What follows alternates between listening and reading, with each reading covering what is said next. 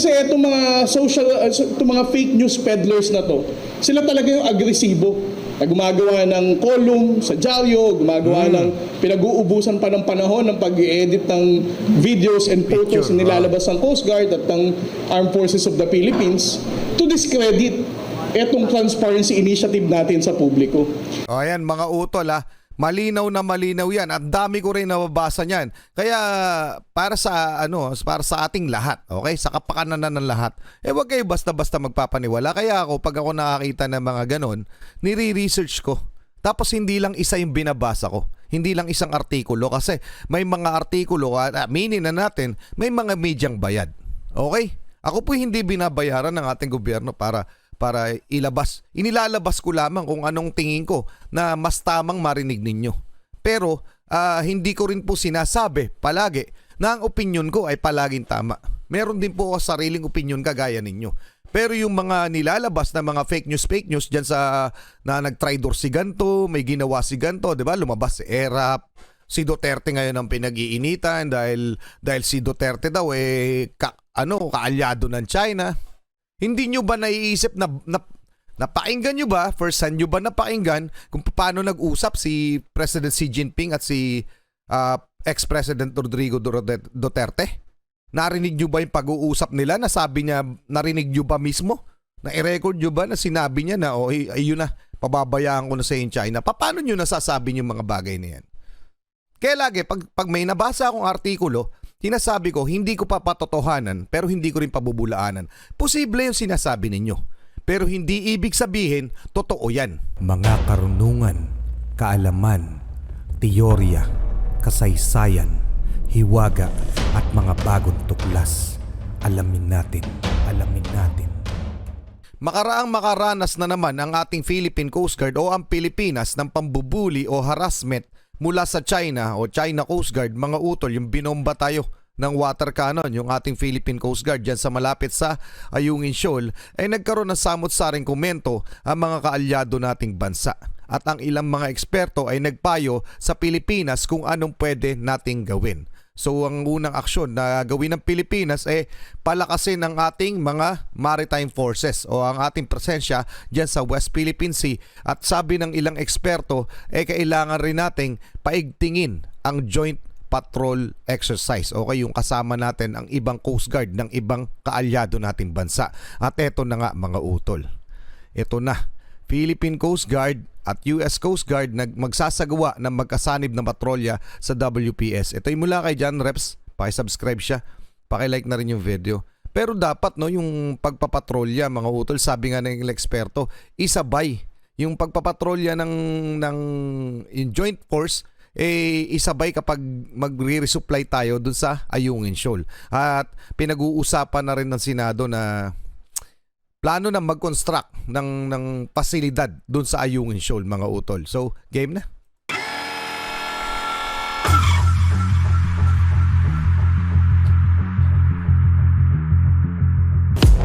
Breaking news, US Coast Guard at Philippine Coast Guard magsasagawa ng magkasanib na patrolya sa West Philippine Sea. Alamin ang buong detalye mamaya.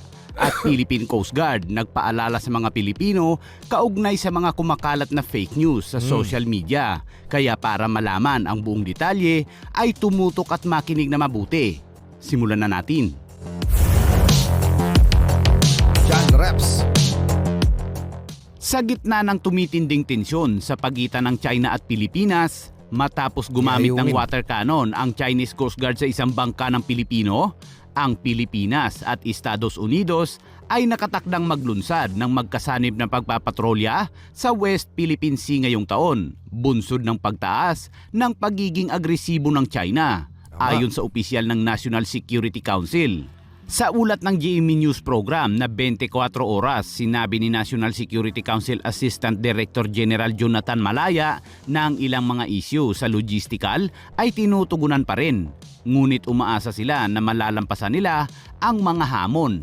Ang mga talakayan sa magkasanib na pagpatrolya ay nasa kanilang mga advanced stages. Tumanggi naman itong magbigay ng iba pang karagdagang mga detalye kaugnay sa joint patrol. Nagpakita ng kagustuhan si dating Pangulong Rodrigo Duterte sa China, ngunit iba ang paraan ng bagong administrasyon sa ilalim ni Pangulong Ferdinand Marcos Jr. Ilang linggo lang matapos ang pagbisita ni dating Pangulong Duterte sa China ay naging mas agresibo ang pang-aangkin ng China sa West Philippine Sea. Nagpadala pa ito ng nasa 400 Chinese militia vessels sa pinagtatalunang teritoryo. Oo nga, mga utol, no? Nagkalat, no, nung in-interview yung West Command sa Palawan ng ating Philippine Navy, ay ni-report nila, no, kasama sa report nila na more or less nasa 400 foreign vessels ang naka-station dyan sa ating mga teritoryo. Okay? So yung 400 na yun, out of 400, 85% daw di umano ang mga Chinese militia vessel o yung Chinese-owned. Ganon sila karami na nagsaswarm dyan sa ating mga teritoryo. Kaya ang nais ng ating gobyerno o ng Philippine Navy o Philippine Coast Guard, dagdagan din ang ating presensya dyan sa ating mga teritoryo. Kasi yun naman talaga ginagawa ng China, mga utol. Nagpaparami sila hanggang hindi na natin sila kayanin yung puwersa nila. So, yun na rin ang dahilan kung bakit dinadarag nila tayo. Kasi ang konti niyan parang ganun lang yun, teritoryo. Pero sila'y nangaagaw, mga utol, take note, nasa teritoryo natin yan mga yan. Okay? Pero tayo yung itinataboy. At ang dami pa nilang pinalalabas sa media na sa kanila na nga daw yung Ayungin Shoal dahil meron ng kasunduan di umano mula sa dating mga namuno sa ating gobyerno. Pero ayon kay President Bongbong Marcos, kung meron man ay ikinakansila niya na yun. Okay? So, kailangan nating maniwala sa ating Pangulo ngayon. At saka yung mga pag-aaway, pagtatalo ng mga Pinoy, kung sino nga ba nag-traitor. Ako rin medyo na, naguguluhan na ako mga utol. Pero, kumbaga, kung nakalipas na yon, dito na tayo. Painggan natin yung ginagawa o suportahan na lang natin yung ginagawa ng ating gobyerno sa ngayon. Sa pakikipaglaban dito sa ating mga teritoryo. Kasi feeling ko naman, nagkakaisa tayo doon sa bahagi na yun. Tama ba mga utol? Okay? Tuloy na natin. Ayon sa China, dapat sundin ng Pilipinas ang ipinangako nitong aalisin ang BRP Sierra Madre sa Ayungin. Pero ayon sa mga mataas na opisyal at Pangulo, walang binitawang pangako ang Pilipinas sa China na aalisin ang barko. Ayon naman kay security analyst na si Raymond Powell ng National Security Innovation ng Stanford, sinabi niya na ang magkasanib na pagpapatrolya ng Pilipinas at US ay magbibigay diin sa China ng higpit ng alyansa ng Pilipinas at Estados Unidos. Pinapataas ng joint patrols ang leverage ng Pilipinas kapag nagpasya na ang China sa kung ano ang susunod na gagawin nito. At sa ibang balita. Okay, teka, bago tayo dumako sa ibang balita, oo nga naman, no? Pero meron ako mga nababasa pa rin sa comments, mga utol. Pero eto hindi ko naman sinasaklawan ang inyong mga opinion. Karapatan nyo yan, mga utol. Pero para sa akin, no, yun, tama naman yung ibang mga nabasa ko na marami rin namang, kumbaga, nung sa history natin, marami rin naman naging atraso sa atin ng Amerika, sa Pilipinas. Pero after that, mga utol, nung magkaroon tayo ng Mutual Defense Treaty with US, hindi naman nila ginawa na sa atin ng kahit ano paman. Okay? So sa akin, para sa akin, kaya kung ako tatanungin kung kanino kakampi, US-China, sa US ako, mga utol. Ang unang-unang rason nito, hindi nila tayo sinasakop. Nasakop nila tayo dati. Binili nila tayo sa Spanish, pero ilang daan taon na yun. 100 taon na yata kung hindi ako nagkakamali. Anyway, ang sinasabi ko dito na ako sa lesser evil. At least etong mga to, hindi tayo plano sinasakop. Yung inagawan ba tayo ng teritoryo nung naging kaibigan natin sila. Etong China, 'di ba? Sabi nila kaibigan nila tayo, pero inaagawan tayo ng teritoryo. Tapos binubuli yung ating mga sundalo. So kanino kayo kakampi? Napakasimple naman para sa pagkampi. Wag na nating isipin yung mga kung ano-ano pa yung mga nangyari nung unang panahon, 'di ba? Yung eto na. Yung eto na nangyayari. Sige, parehas natin kaibigan. Tama? Okay. Pero sino yung kaibigan natin na sumasaklolo sa atin? Sino yung kaibigan natin na tinatarantado tayo? Sino sa kanila? Okay, kayo na pumili doon. Napakasimpleng lohika nun. Yun yung dahilan kung bakit mas kampi talaga ako sa Amerika kesa dito tayo sa China. Alam ko sasakupin tayo nito. The moment na bumitaw tayo sa US, tanggalin natin yung Mutual Defense Treaty. Sasakupin tayo niyan. Ano sa palagay nyo? Pero lahat ng komento nyo ay ayos lang yan. Kung pro-China ka, wala tayong magagawa. Mga utol, opinion nyo yan. So okay, tuloy na natin. Naman, nananawagan si Commodore J. Tariela ng Philippine Coast Guard sa mga Pilipino na huwag basta magpapaniwala sa mga nagpapalaganap ng maling impormasyon sa social media na sumisira sa reputasyon ng Philippine Coast Guard at Armed Forces of the Philippines sa pagtatanggol nila sa teritoryo ng Pilipinas. Unfortunately, dito sa mga peddler kasi ng fake news, no, those people na naging mouthpiece na ng Chinese government to spread the lies, sila yung talagang active sa social media. Sila yung nag-share ng kung ano sa Facebook, sa Twitter, sa Instagram. And unfortunately, yung general public, no, na karaniwang tao lang talaga, minsan nasisway pa nila kasi itong mga fake news peddlers na to, sila talaga yung agresibo. Gumagawa ng column sa dyaryo, gumagawa ng pinag-uubusan pa ng panahon ng pag-i-edit ng videos and photos na nilalabas ng Coast Guard at ng Armed Forces of the Philippines to discredit etong transparency initiative natin sa publiko. O ayan mga utol malinaw na malinaw yan at dami ko rin nababasa niyan. Kaya para sa ating lahat, okay? Sa kapakanan ng lahat. Wag kayo basta-basta magpapaniwala. Kaya ako pag ako nakakita ng mga ganon, nire-research ko. Tapos hindi lang isa yung binabasa ko. Hindi lang isang artikulo kasi may mga artikulo, aminin na natin, may mga medyang bayad. Okay? Ako po hindi binabayaran ng ating gobyerno para ilabas. Inilalabas ko lamang kung anong tingin ko na mas tamang marinig ninyo. Pero hindi ko rin po sinasabi palagi na ang opinion ko ay palaging tama. Meron din po ako sariling opinion kagaya ninyo. Pero yung mga nilalabas na mga fake news dyan sa na nag-tridor si ganto, may ginawa si ganto, 'di ba? Lumabas si ERAP, si Duterte ngayon ang pinag-iinitan dahil si Duterte daw kaalyado ng China. Hindi nyo ba naiisip na napakinggan nyo ba, first hand nyo ba napakinggan kung paano nag-usap si President Xi Jinping at si ex-President Rodrigo Duterte? Narinig nyo ba yung pag-uusap nila na sabi niya, narinig nyo ba mismo?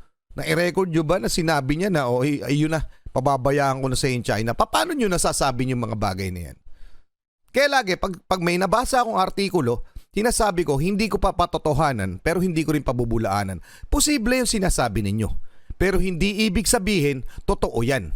Okay? Huwag nyong i-claim. Iba yung claim sa may ebidensya. Iba yung kiniklaim nyo lamang. Okay? Tama yung sinasabi ni J. Tariela and I second the motion. So dapat tayo maging mapagmasid at nag-uusisa tayo ng maayos. Pero kung first hand ang information, maaring matanggap natin yan. At pwede nating isampa yan, pwede nyo yung isampa. Pwede nyo patunayan sa korte. Pero kung hindi, ay hindi nyo mapapatunayan yan at magkakandaleche-leche pa kayo once na meron kayong masagasaan. No?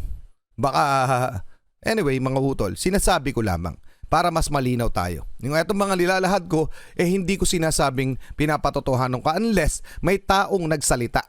Kagaya nung yung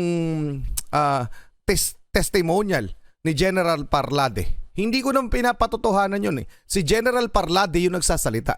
Hindi ko po yung pinatotohanan. Inilabas ko lamang yung kanyang pahayag. Pero hindi ko sinabing, totoo yun. Pero hindi ko rin dininay. Okay? So hahayaan ko kayo yung magbigay ng opinion hinggil doon. Ganun lang yun mga utol. Huwag nyong i-claim. Pag nabasa nyo, huwag nyong i-claim na totoo na to. Nangyayari to. May mga nagsisend sa akin, mga pictures lang na may mga nakalagay na mga text na ginto, ginawa ni ganto yung tungkol sa West Philippine Sea, binenta niya, may parang ganon, tinag-tridor siya. So, peddlers nga raw sabi ni J. Tariela. Okay, wag daw kayo magpapaniwala, okay? Yun, malinaw na yun. Pakikomento ang inyong opinion, tuloy na natin. So, I am appealing now, no? Kaya I call for unity for the Filipino people. Tama. Regardless who you supported sa nakaraang eleksyon. Tama. Whether you are pro-Duterte, whether you are pro-administration of the Bongbong Marcos, or whether you supported the Liberal Party. Ang laban natin sa West Philippine Sea ay laban ng bawat Pilipino. Tama. Hindi to laban ng Coast Guard, hindi to laban ng Armed Forces of the Philippines. Ang ginagawa natin sa West Philippine Sea ay siguraduhin natin na magkaroon ng tamang awareness sa bawat Pilipino. Kung patuloy nating hahayaan ang mga fake news peddlers na to na nagiging mouthpiece ng Chinese government, maraming Pilipino na makukonfuse kung ano talaga nangyayari sa West Philippine Sea. Totoo. It will deviate from the objective of this national government na maglahad ng totoong storya, na magkaroon ng social awareness ang bawat Pilipino at malaman natin kung ano nangyayari sa West Philippine Sea. Kaya ang bawat Pilipino ngayon, kung sakali, no, I'm calling out to all Filipino na mahilig mag-Facebook, mahilig gumamit ng social media, kung makakakita kayo ng fake news na lumalabas sa feed nyo, at least care to comment, share the right information. This is the only way, no, na maka-counter natin itong mga fake news peddlers na to. Huwag nating hayaan na mag-proliferate to. Otherwise, sa laban natin sa West Philippine Sea, matatalo tayo. Again, as I said kanina, masyadong agresibo ang fake news dahil alam natin tayong nananalo dito dahil sa national government, sa Philippine Coast Guard, the academic, the Department of Foreign Affairs, and the Armed Forces of the Philippines. We are the ones leading dito sa narrative na to dahil katotohanan lang ang sinasabi natin. Galing, no? Well-versed pala talaga si Commodore J. Tariela. No wonder na siya yung spokesperson, no? Pero talaga, totoo yung sinasabi niya eh. Sa totoo lamang, inililigaw lamang, inililihis tayo, pinagwawatak-watak tayo ng mga fake news na yan. Nagtatalo-talo tayong mga Pinoy ng dahil dyan. So nalilimutan natin yung totoong isyong pinag-uusapan. Ang pinag-uusapan po dito, kahit ako nakakatikim ako ng ganyan, pero ang pinag-uusapan natin dito ay yung issue ng China sa pangaagaw ng teritoryo natin sa West Philippine Sea. So lumalayo tayo doon, mga utol. Ngayon ang dating, minsan, doon sa Facebook account natin na alamin natin, tinitira pa ako, parang kasalanan ko pa na nandun yung China. Kasalanan ko pa na ipinamumulat ko sa mga Pinoy na ginaganyan tayo ng China. Pero tama yung sinabi niya, no? Ito'y panahon para magkaisa tayo dahil isinusulong ng ating gobyerno ang soberanya. Ngayon, dahil may mga fake news na lumalabas, tinitira natin yung kapwa natin Pinoy at yung mga dati nating, diba, hindi natin dapat tirahin. Ngayon, ang pinakamaganda nating gagawin. Ngayon, tinanong ko kayo, nilabas ko. Siyempre kasi nga napag-uusapan, sino nag-traidor? Pero sino nga ba? Dahil sa dami na lumalabas, sino? So, naglatag lamang ako ng mga timeline kung paano nangyari, pero hindi ko pinipinpoint kung sino. O, pwedeng meron. Okay? Pwede talagang meron. Ngunit, ito ba ay pagkakataon para ituro natin lamang siya? Sige nga. O pag naituro natin siya, o ano, naagaw na balik na ba sa ating teritoryo natin? Hindi. Pero dapat itong panawagan ay manawagan, no? Ang panawagan natin, yung boses natin lahat, magkasundo tayo na ipaglalaban natin Pilipinas. Kaya kudos sa mga Pinoy na gano'n ang pag-iisip. Maraming salamat sa inyo. Tuloy na natin to. We should be thankful now sa approach ng National Task Force West Philippine Sea. Exactly. Hindi na tayo nagtatago ng kahit na anong insidente. Lahat ng nangyayari sa West Philippine Sea, we have been very transparent. Hindi lang to para sa international community to support us, but for everybody to be aware na itong West Philippine Sea, ang yaman nito ay para sa Pilipino. Tama. Kaya mga kabayan, maging mapanuri sa inyong mga nakikita o napapanood tungkol sa ganitong mga isyu. At yan muna ang bagong balita na hatid ko sa inyo ngayon. Okay, maraming salamat sa iyo, John Reps. Talagang naano ko, no? Sana naman meron kayong meron na linawan sa atin. Okay? Ayun nga, sabi ni Commodore J. Tariela, panahon to para magkaisa tayo. Nililigaw lamang tayo ng mga iba't ibang lumalabas sa social media na para wasakin natin yung ating pagkakaisa. Anyway, mga utol, kailangan ko ang inyong opinion. Pa-comment na lang. Hanggang doon lang muna. Maraming salamat sa inyo. Muli ako si Target Achilles in behalf of the Real South Production. Ako'y nagpapasalamat sa walang sawa niyong pagsuporta, pero habang sinusuportahan niyo ako, sana suportahan niyo rin yung gobyerno ng Pilipinas para sa laban natin sa West Philippine Sea. Salamat po, kayo mag-iingat. At saludo po ako sa inyo lahat. Saludo rin sa mga sundalong Pinoy at sa mamamayang Pilipino.